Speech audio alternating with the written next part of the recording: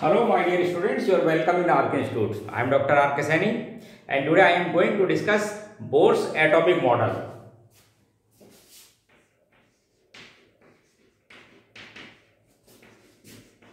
Bohr's atomic model. ये model Bohr ने propose किया था 1913 में. प्लैंक थ्योरी जो क्वांटम थ्योरी उस पर बेस्ड है और to overcome the drawbacks of Rutherford and to explain atomic spectrum and structure of atom, Bohr used some postulates. These are following types. Postulate first. According to Bohr theory, electron revolving in a circle around the nucleus, then it felt two type of forces. First, electrostatic force of attraction toward the nucleus, and this force is due to Coulombic attraction between negatively charged electron and positively charged nucleus, and this force is also known as centripetal force. When electron revolving in circle, then with velocity of v, then force which act outside the electron is known as centrifugal force.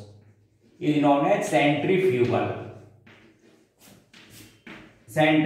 force, and it is equal to the mv square upon r, where m mass of the electron, v velocity, and r distance from the nucleus, and the centripetal force which acts toward the nucleus due to electrostatic force of attraction is known as centripetal force.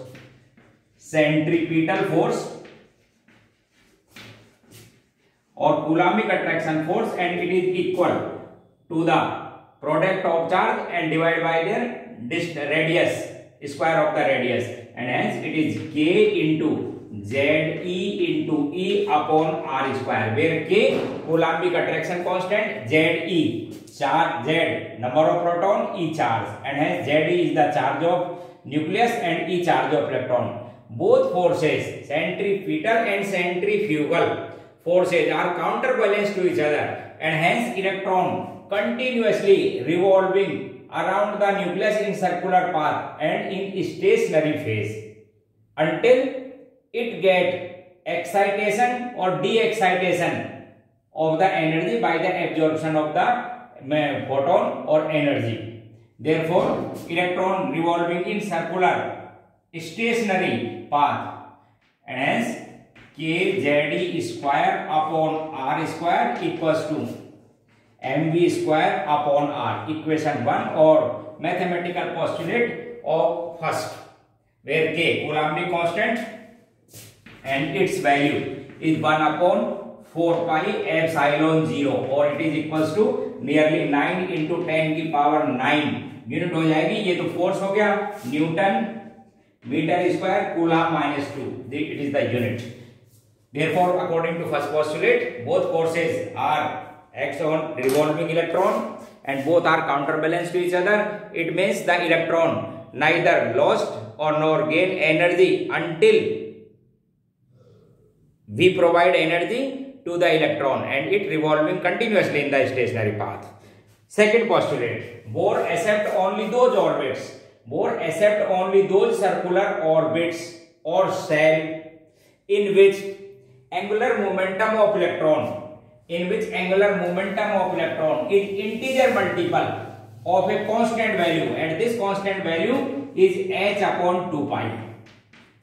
Second postulate, angular momentum of electron is integer multiple of h upon 2 pi, means it is equals to nh upon 2 pi, where n is any integer number, for example 1 2 3 so, ठीक है, but not 2.5 whole number हो गई. ये इसका second postulate. And in third postulate, when electron get energy from a radiation, then when electron get energy in their ground state in form of quantum by the radiation, then it get excited into higher energy state. In each transition, electron absorb one quantum or one photon of energy. Therefore, it excited into higher energy state. When another photon, then it get absorb energy and excite into higher energy state and higher energy states, so on. When electron return into their original path, then it emit energy in form of photon. For example, when higher to lower, it emit this photon of energy, then photon of energy, then photon of energy, and hence the transition of electron by the emission or absorption of energy is directly proportional to the frequency of radiation according to Planck theory. Therefore, delta E equals to h nu, where h is Planck constant and its value is 6.62 into 10 to the power minus 34 joule second. It is known as Planck constant, and hence three postulates used by the Bohr to explain atomic spectrum as well as atomic structure. And with help of the postulate, Bohr calculate radius of atom, velocity of electron and energy of electron. But the limitation of Bohr theory, these postulates are only valid for uni-electronic species. It means species contain only one electron. For example, determination of Bohr radius.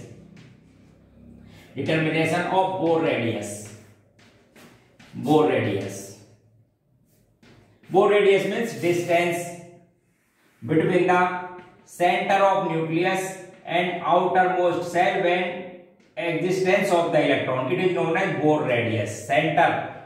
Centre से और outermost shell जहां electron presence होता है उसे कहते हैं Bohr radius. According to first Bohr postulate we know that kZe square upon r square equals to mv square upon r, or we can say kZe square upon r equals to mv square. According to second Bohr, इसको equation number 1 बोल दो. According to second Bohr postulate we know that mvr equals to nh upon 2 pi, and hence v equals to nh upon 2 pi mr. The putting the value of v in equation first from this equation. Therefore we write kZe square upon r equals to m, और v की जगह ये value यहां से put कर रहा हूं. क्या वैल्यू है?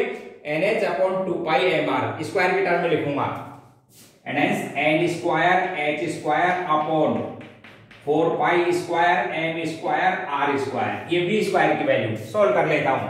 एक m से m कैंसिल कर दो, एक r से इस r कैंसिल कर दो, तो आपके पास में ये जो r है इसकी वैल्यू आएगी r equals to n square h square upon 4 pi square m kZe square.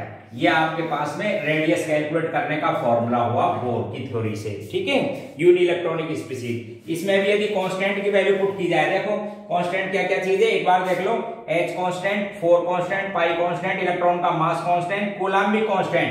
Wait k equals to क्या चीज था? 1 upon 4 pi epsilon 0. k constant, e charge constant. एक तो ऊपर बचेगा आपके पास में shell in which orbit electron present and which of the following species means atomic number. बाकी सब कांस्टेंट. इन कांस्टेंट की वैल्यू पुट करोगे आप तो आपके पास में रेडियस आएगी, एटॉमिक रेडियस 8.529 into 10 की पावर माइनस 10. ऊपर आएगा n स्क्वायर और नीचे आ जाएगा आपके पास में z. ये वैल्यू आएगी इतने मीटर में, तो ये रेडियस हो जाएगी एटम की मीटर में, इतना मीटर. आप चाहो तो इसको और भी कन्वर्ट कर सकते हो, because we know that 1 angstrom equals to 10 की पावर माइनस 10 मीटर, 10 की पावर माइनस 8 सेंटीमीटर, 10 की पावर 2 पिकोमीटर, 10 की पावर माइनस 1 नैनोमीटर एक्सेट्रा. तो आप इसको और भी वैल्यू में कन्वर्ट कर सकते हो. जैसे नैनोमीटर में लिखना हो तो 1.0 और आ जाएगा, पिकोमीटर में लिखना हो तो ये. तो ये इस फॉर्मूले से आप क्या कैलकुलेट कर सकते हो? एटम की या गिवन स्पीसीज की रेडियस कैलकुलेट कर सकते हो. जैसे मैं आपसे दो क्वेश्चन बोलूं, देखो एक बात समझो. देखिए, calculate radius of hydrogen atom in which electron present in their fifth cell. तो n की वैल्यू दे दी 5th, और एटॉमिक नंबर कितना दे दिया मैंने 1, तो आप वैल्यू फाइंड कर लेंगे r इक्वल्स टू 0.529 इंटू 10 की पावर -10। n की वैल्यू क्या दी हमने, कौन से सेल में था, 5th में, तो 5th लिख देंगे। और हाइड्रोजन का एटॉमिक नंबर कितना होता है 1, तो इसको 25 से मल्टीप्लाई कर लेंगे, आपके पास में आंसर आ जाएगा। ठीक है, और देखो एक क्वेश्चन ऐसे भी पूछ लेते हैं कई बार। एक बार देखिए question, if radius of hydrogen atom is 8.464 angstrom, if radius of hydrogen atom is 8.464 angstrom, find value of n where presence of the electron। तो n की वैल्यू बताइए where presence of the electron। तो आप इस value को रख दीजिए, आपके पास में फॉर्मूला था रेडियस का, देखो एक बार ध्यान से। तो रेडियस का formula radius equals to angstrom में दे रखे मैंने, तो एंगस्ट्रम में लिखेंगे 0.529 n स्क्वायर अपॉन z। ये किस में वैल्यू थी आपके पास में, एंगस्ट्रम में, तो एंगस्ट्रम में वैल्यू रख दीजिए, आपको n फाइंड करना है। तो यहाँ पर ये मैं वैल्यू लिख देता हूँ, तो आपके पास में हो जाएगा 8.464 ये r की वैल्यू लिख दी, डिवाइड कर लो z कितना है हाइड्रोजन के लिए 1, डिवाइड कर लीजिए इस वैल्यू से 0.529 इक्वल्स टू क्या आ जाएगा आपके पास में n स्क्वायर। इसको जब सॉल्व करोगे तो ये वैल्यू आएगी 16 इक्वल्स टू n स्क्वायर, और n फाइंड करना है तो क्या हो जाएगा 4th सेल। इसका मतलब इलेक्ट्रॉन कौन से सेल में प्रेजेंस था, 4th में। तो कई बार रेडियस से ऐसे क्वेश्चन आ जाते हैं, इसको ऐसे भी लिख देते हैं। देखो आपको एक लाइन समझाऊं मैं, ये जो कांस्टेंट वैल्यू थी इसको ए नोट करके, जैसे कई बार स्पीशीज में कंपैरिजन करवाते हैं ना, तो इसको ऐसे लिख देते हैं। देखो एक बार ध्यान से, आर की वैल्यू थी आपके पास में n square h square upon 4 pi square m के जेड स्क्वायर। मैं इसको ऐसे भी लिख सकता हूं, एक बार देखो n square h square upon 4 pi square m Z e square, और इसके लिए वैल्यू लिख रहा हूं k के लिए, कूलम्बिक कांस्टेंट की वैल्यू थी 1/4 पाई एप्सिलॉन 0। इसको ऐसे भी लिख सकता हूं, ठीक है, ये लिख दिया मैंने, k की वैल्यू लिख दी। इसलिए जब आप इसको सॉल्व करोगे तो देखो ऊपर n square h square into epsilon 0, 4 से 4 कैंसिल, नीचे आएगा पाई m और ये जेड ई चार्ज का स्क्वायर। तो इसमें भी आप ध्यान से देखो, ऊपर तो बचेगा आपके पास में n और नीचे बचेगा जेड, बाकी सब कांस्टेंट। वैल्यू पुट करोगे तो आपके पास में रेडियस की वैल्यू, ये वैल्यू जो आपको अभी बताई थी ना 0.529 एंगस्ट्रम में वैल्यू है, इंटू 10 की पावर -10, ये मीटर में हो गई। ऊपर लिख देंगे आप n स्क्वायर और नीचे क्या लिख देंगे जेड। तो इस वैल्यू को एक कांस्टेंट करके लिख दिया जाता है कई बार। तो a equals to a node की वैल्यू ये है इंटू n स्क्वायर अपॉन क्या लिख देंगे जेड। जब भी कभी स्पीशीज की रेडियस का कंपैरिजन करना हो, कंपेयर का मतलब रेशो फाइंड करना हो, तो आप यहाँ पर a नोड तो कैंसिल हो जाता है और n से और z से कैलकुलेट कर लेते हैं। जैसे मैं आपको एक क्वेश्चन बताता हूं, देखो देखिए question, find radius ratio of hydrogen in which electron present in their first cell to the radius ratio of lithium plus 2 ion in which electron present in their third cell। ये ratio find करना है। तो अब आप देखो दो species हो, तो इससे आप फॉर्मूले से रेशो फाइंड कर लेंगे। ऊपर लिख देंगे n स्क्वायर, जैसे दो स्पीशीज है, ये फर्स्ट स्पीशीज है सपोज, ये सेकंड है, तो यहाँ पे लिख देता हूं मैं n1 स्क्वायर अपॉन z1, नीचे लिख देंगे आप n2 square upon z2। Hydrogen का लिए कौन से इलेक्ट्रॉन था फर्स्ट में, z कितना होता है एटॉमिक नंबर 1, नाइट्रोजन इसके, लिथियम +2 के लिए इलेक्ट्रॉन किसमें है, थर्ड सेल में, तो थर्ड का स्क्वायर और एटॉमिक नंबर कितना होता है उसका 3, एटॉमिक नंबर कितना होता है 3, तो आपके पास में कितना आ जाएगा ये 1/3, ये वैल्यू आ जाएगी आपके पास में 1/3। तो इस तरह से आप फाइंड भी कर सकते हो रेडियस रेशो, इस तरह से जो भी है, ठीक है। एटॉमिक नंबर जेड लिथियम का 3 होता है और कौन से सेल में था वो थर्ड में, ठीक। तो इस तरह के रेडियस से आप क्वेश्चन कर सकते हो। दूसरा आपके पास में है calculate velocity of electron in Bohr orbit. देखो कैलकुलेट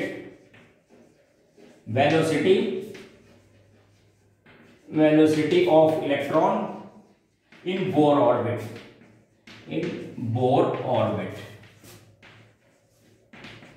अब समझो, देखो वेलोसिटी का मतलब अकॉर्डिंग टू बोर पोस्टुलेट था आपके पास में। देखो एक बार ध्यान से सेकंड पोस्टुलेट बताया था, mvr angular momentum equals to nh upon 2 pi, और we can say v equals to nh, देखो इधर nh upon 2 pi mr putting the value of R from equation, जो आपने अभी रेडियस कैलकुलेट की थी ना, उसमें से आर की वैल्यू यहाँ पर पुट कर दो। वो आर की वैल्यू पुट करेंगे तो देखो ये हो जाएगा NH अपॉन 2 पाई m, और आर की वैल्यू अभी थोड़ी देर पहले लिखी थी n square h square upon 4 pi square m के जेड ई स्क्वायर। चेक कर लो, ये आर की वैल्यू थी। अब आप चेक करेंगे इसकी तो वेलोसिटी में, देखो ये तो हो जाएगा ऊपर 2, ये पाई से पाई कैंसिल, तो 2 पाई, एक m से एक m कैंसिल कर देना, एक NH की पावर से एक NH की पावर, तो वेलोसिटी आ जाएगी आपके पास में, देखो इलेक्ट्रॉन की ऊपर बचेगा 2 पाई ऊपर 2 पाई के जेड ई स्क्वायर और नीचे रह जाएगा ओनली NH। एक बार चेक कर लो, ऊपर आएगा आपके पास में 2 पाई के जेड ई स्क्वायर और नीचे क्या बचेगा ओनली NH, ये सब कैंसिल हो जाएगा। चेक कीजिए, तो इससे आप क्या कैलकुलेट कर सकते हैं, इलेक्ट्रॉन की वेलोसिटी फाइंड कर सकते हैं बोर ऑर्बिट में।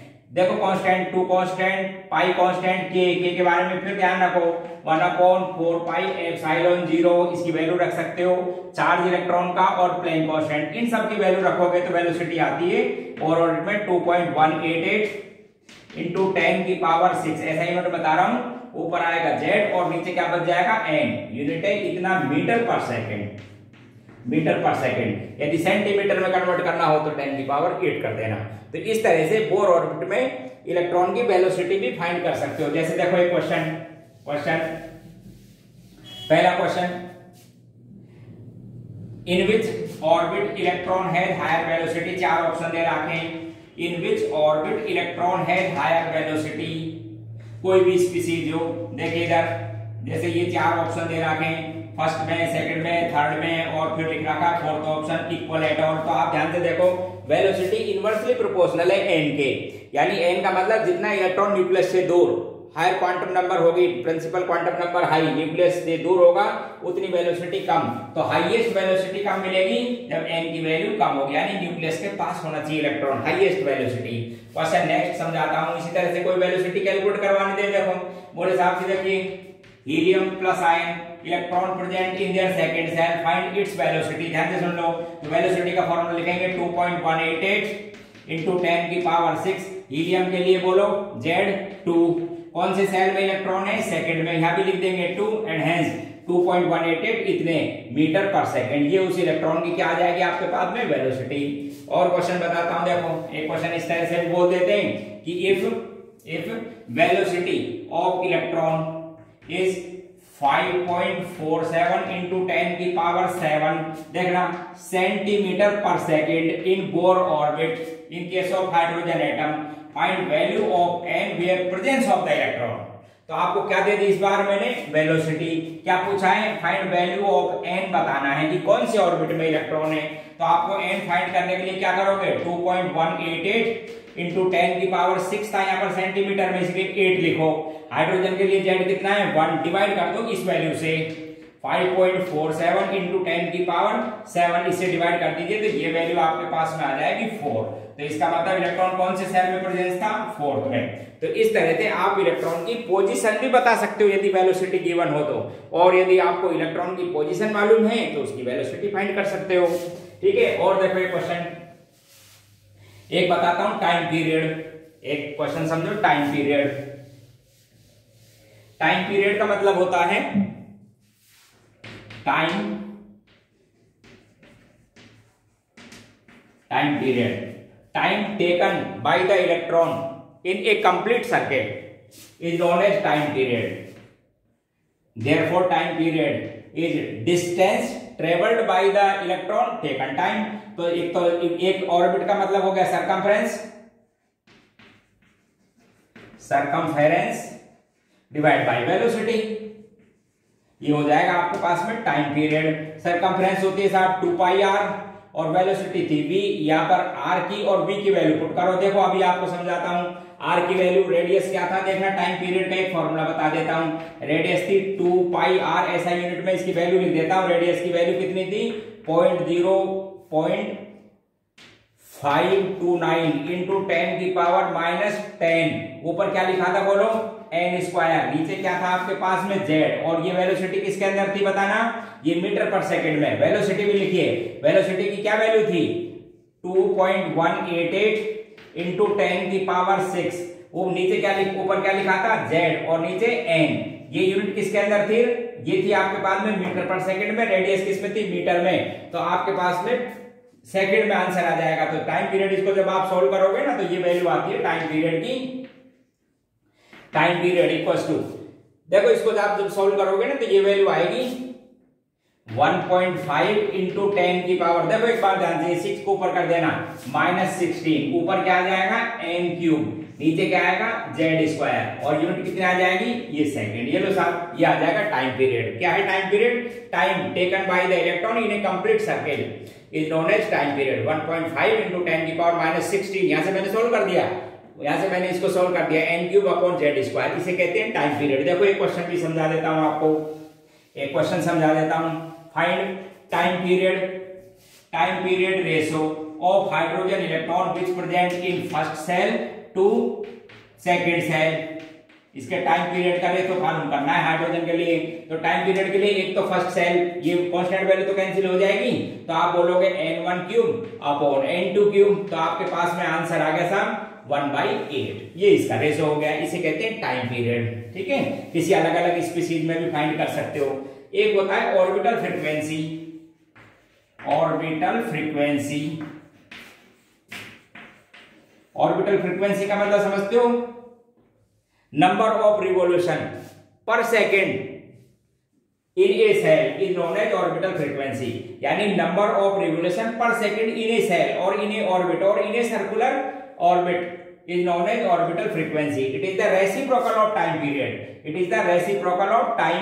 इसके रेसिप्रोकल को कहते हैं। तो आप इसकी वैल्यू पुट करोगे 1/, देखो इधर 1.5 इंटू 10⁻⁻16, ऊपर यहाँ लिखेंगे n³, ऊपर लिखेंगे z²। तो ये वैल्यू आएगी आपके पास में ऑर्बिटल फ्रीक्वेंसी की 6.66 इंटू 10⁻+15, ऊपर क्या आएगा? z², और नीचे क्या लिख दोगे? n³। यूनिट क्या लिखोगे? पर सेकंड। ये लीजिए साहब, इसको कहते हैं अपन ऑर्बिटल फ्रीक्वेंसी। इससे भी क्वेश्चन कई बार आते रहते हैं, ठीक है ना। तो आज मैंने आपको बोर पोस्टुलेट समझाए, बोर की एटॉमिक थ्योरी की बात की। उस बोर एटॉमिक थ्योरी के कुछ पोस्टुलेट की हेल्प से आपने एटॉम की यूनि इलेक्ट्रॉनिक स्पीशीज की रेडियस फाइंड कर सकते हो, इलेक्ट्रॉन की velocity, orbital frequency and time period find कर सकते हो। नेक्स्ट क्लास में इलेक्ट्रॉन की एनर्जी और स्पेक्ट्रम को, एटॉमिक स्पेक्ट्रम को एक्सप्लेन करूंगा। Thank you.